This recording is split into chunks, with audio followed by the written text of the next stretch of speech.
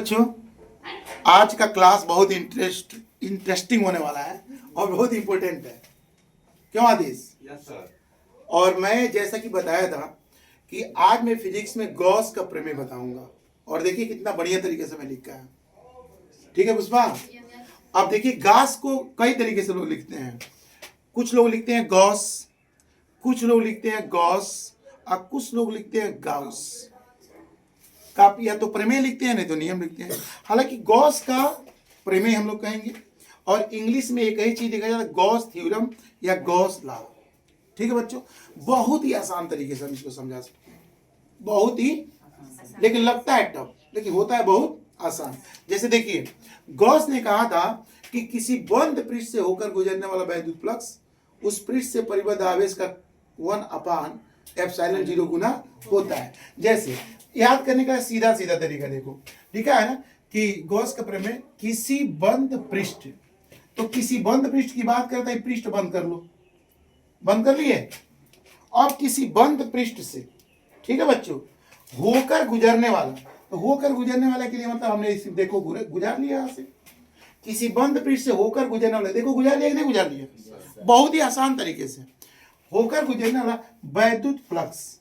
देखो वैद्युत फ्लक्स, ये मैंने फाई ई कर दिया, ई मैंने इलेक्ट्रिक फ्लक्स। वैद्युत फ्लक्स उस पृष्ठ पर परिबद्ध कुल आवेश का, जो भी आवेश होगा उसका Q, कुल आवेश का 1/ε0 गुना होता है, 1/ε0 गुना होता है। अर्थात आप इसको लिख सकते हैं कि फाई ई बराबर Q बटा कितना है ना। आसान, याद करना बिल्कुल आसान है कि नहीं है।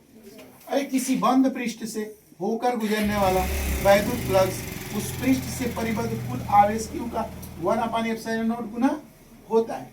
कोई दिक्कत इसमें? अच्छा, अब मैं आपको बता दूं, जरा ध्यान दीजिएगा। तो आपको ये गॉस का प्रमेय था कि किसी बंद पृष्ठ से होकर गुजरने वाला वैद्युत फ्लक्स उस पृष्ठ पर कुल आवेश, यहां छूट गया बच्चों, कुल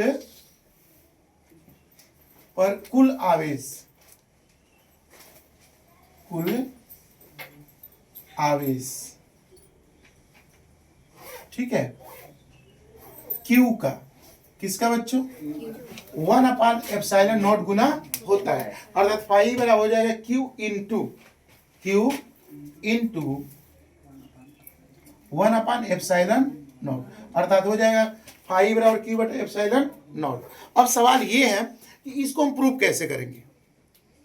ठीक है सनी, इसको प्रूव कैसे करना है? तो प्रूव करने के लिए हम उपपत्ति लिखते हैं, नहीं तो सिद्ध करना कर सकते हैं, डेरिवेशन नहीं तो प्रूव। करना कुछ नहीं है, मैंने एक बंद पृष्ठ खींचा हुआ है, देख रहे हैं, ठीक है बच्चों, जो मैंने बंद पृष्ठ खींचा हुआ है और उसमें मैं क्या कर रहा हूं, एक किसी बिंदु O ले लेता हूं। कोई बिंदु हमने क्या ले लिया, O ले लिया, और इस O बिंदु पर हम आवेश ले लेना +Q। कितना लिए बच्चों, और +Q आवेश के द्वारा इस पूरे क्षेत्रफल से, बंद पृष्ठ से मैं कुछ एरिया ले रहा हूं, इतना कुछ एरिया, यहां पर मैं बिंदु P ले रहा हूं। ठीक है बच्चों, अब जो इतना मैंने एरिया लिया है, ठीक है ना, ये आप देख रहे होंगे, इस एरिया को मैं DA कर दे रहा हूं। थोड़ा सा एरिया मैंने लिया है, कितना एरिया लिया है, थोड़ा सा। अब DA, अब यहां से बिंदु O से जो +Q आवेश रखा गया है, बिंदु P की जो दूरी है वो जो है R है। क्या बच्चों, R, मैं इसकी दूरी R ले रहा हूं, ठीक है। और मैं अल्प जो पृष्ठ का है, मैंने ये इनको मैं मिला दे रहा हूं, ठीक है।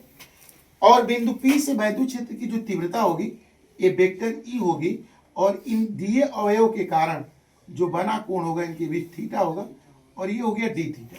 क्या हो गया? अब सीधी सीधी बात ये है कि आप जानते हैं कि इस गोले से जो बनता है बिंदु O पर, वो घनकोण बनता है, और घनकोण मैं कह रहा हूं DA अवयव द्वारा बना घनकोण बिंदु O पर, किस पर बच्चों, बिंदु O पर, वो d ओमेगा है। कितना है बच्चों, d ओमेगा। क्लियर है बच्चों? तो ये आपका पृष्ठ हो गया, इस पृष्ठ पे मैंने बिंदु O लिया है केंद्र के पास और प्लस क्यू आवेश रखा है और बिंदु P की दूरी जो है R लिया है। वैद्युत क्षेत्र की तीव्रता वेक्टर E और डीए अवयव के बीच बना कोण जो है कि थीटा है। तो मैं डीए अवयव के कारण जो है वैद्युत फ्लक्स की गणना करूंगा।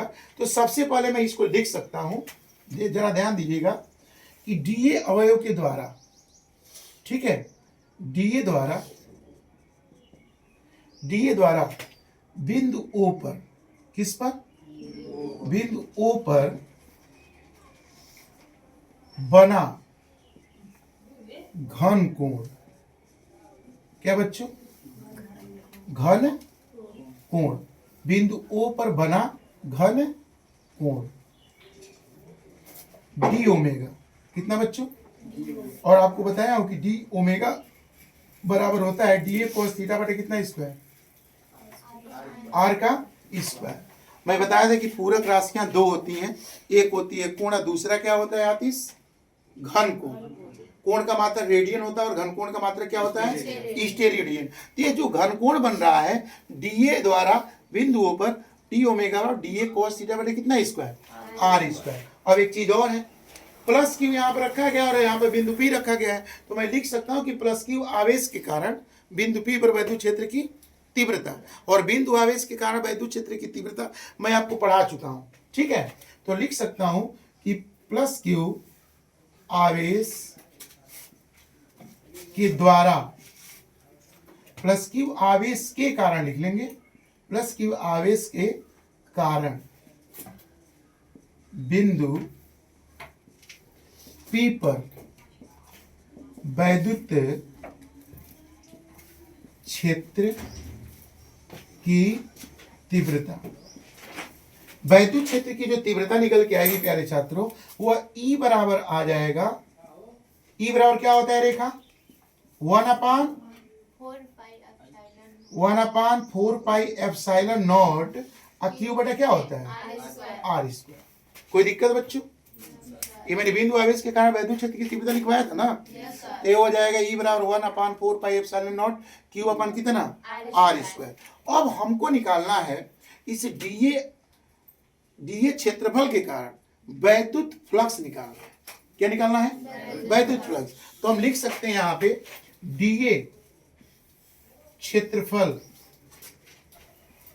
डीए क्षेत्रफल से, डीए क्षेत्रफल से होकर गुजरने वाला वैद्युत फ्लक्स। कौन फ्लक्स बच्चों, वैद्युत फ्लक्स। अच्छा एक बात बताओ, जब पूरा तो क्षेत्रफल है नहीं, सूक्ष्म क्षेत्रफल है, हमने ए लिया होता तो फाई आता, लेकिन जब डीए ले रखे हैं तो कितना फ्लक्स गुजरेगा, डी फाई ई गुजरेगा और ये हो जाएगा वेक्टर ई डॉट कितना, वेक्टर डी। क्लियर है बच्चों। और मैंने बताया सदिशों का जो अदिश गुणन होता है वो कॉस देता है। क्या देता है बच्चों, कॉस। तो जरा आप ध्यान देंगे इधर, ठीक है। तो इसको मैं लिख सकता हूं डी फाई ई बराबर E D A cos theta, क्योंकि आपने 11th में पढ़ा था vector A dot vector B बराबर होता है ए बी कॉस, याद है बच्चों, क्यों पुष्पा। अच्छा क्रॉस गुणन में कौन कौन आता है, साइन थीटा। कौन कौन आता है, तो डॉट प्रोडक्ट में कॉस आता है, क्रॉस में आता है साइन थीटा। अब डी फाई ई बराबर E D A cos theta. अच्छा एक बात समझिए, हमने ई का मान निकाला है, निकाला कि नहीं निकाला है, ई का मान आप यहाँ देख सकते हैं 1/4 पाई एप्सिलॉन 0 क्यू बटा कितना स्क्वायर, आर स्क्वायर। तो डी फाई ई बराबर मैं लिख दे रहा हूँ ई के जगह पे 1/4 पाई एप्सिलॉन नॉट, ठीक है, क्यू बटा आर स्क्वायर। अब बच गया डी ए कॉस थीटा। अच्छा थोड़ा सा इसको मैं सीक्वेंस में लिखूं, डी फाई ई बराबर, तो 1 का क्यू में मल्टीप्लाई करें तो क्यू हो जाएगा, क्यू अपान 4 पाई हो जाएगा, एप्सिलॉन नॉट हो जाएगा, और मैं लिख दिया डी ए कॉस थीटा अपन कितना स्क्वायर। आप समझ रहे होंगे कि मैं इसको एक साथ क्यों लिखा हूं। मैंने इसको इसलिए लिखा है कि इसका मान हम लोग क्या जानते हैं, डी ओमेगा। क्या होता है बच्चों, डी ओमेगा माने घन कोण और डी ए cos थीटा बटे आर स्क्वायर, यानी डी फाई ई बराबर हम लिख सकते हैं Q upon 4 pi epsilon not, और यहां मैं लिख दे रहा हूं डी ओमेगा। ठीक है बच्चों, डी ओमेगा क्या है? घन कोण। और घन कोण का मात्रक क्या होता है? State radian. बहुत अच्छी तरीके से इसको आप समझ सकते हैं, बहुत आराम से देखिएगा इसको। अब क्या, हमने तो डीए के कारण निकाला था वैद्युत फ्लक्स ना, अब हमको निकालना है संपूर्ण, किसके बच्चों? संपूर्ण पृष्ठ से होकर गुजरने वाला वैद्युत फ्लक्स। ठीक है बच्चों, तो जरा ध्यान दीजिए इस पे, संपूर्ण, ठीक है बच्चों, संपूर्ण पृष्ठ से होकर, संपूर्ण पृष्ठ से होकर गुजरने वाला वैद्युत फ्लक्स,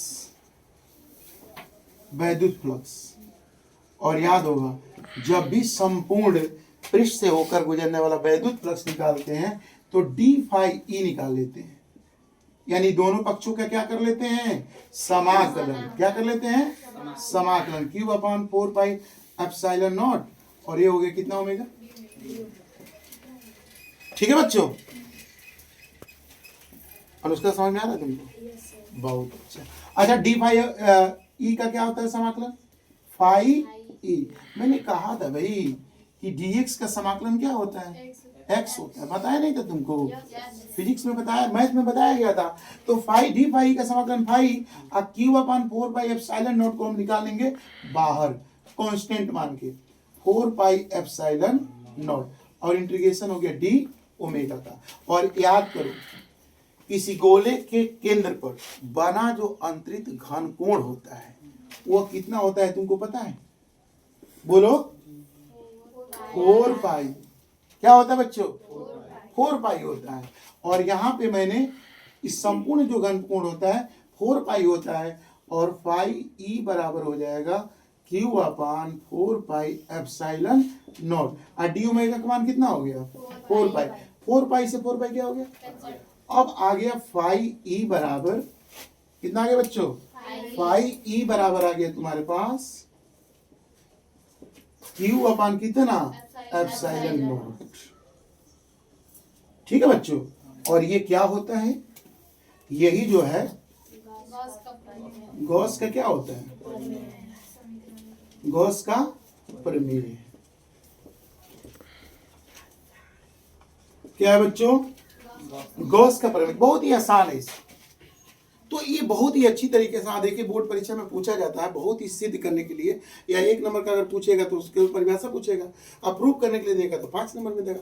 बहुत ही अच्छा टॉपिक है और आपको बढ़िया से समझ में आया होगा, तो आप इसको आसानी से कर सकते हैं। ठीक है, तो आज बस इतना ही, आगे की क्लासेस में पढ़ेंगे, इसको बढ़िया ध्यान दीजिएगा। ठीक है बच्चों, बहुत बहुत धन्यवाद।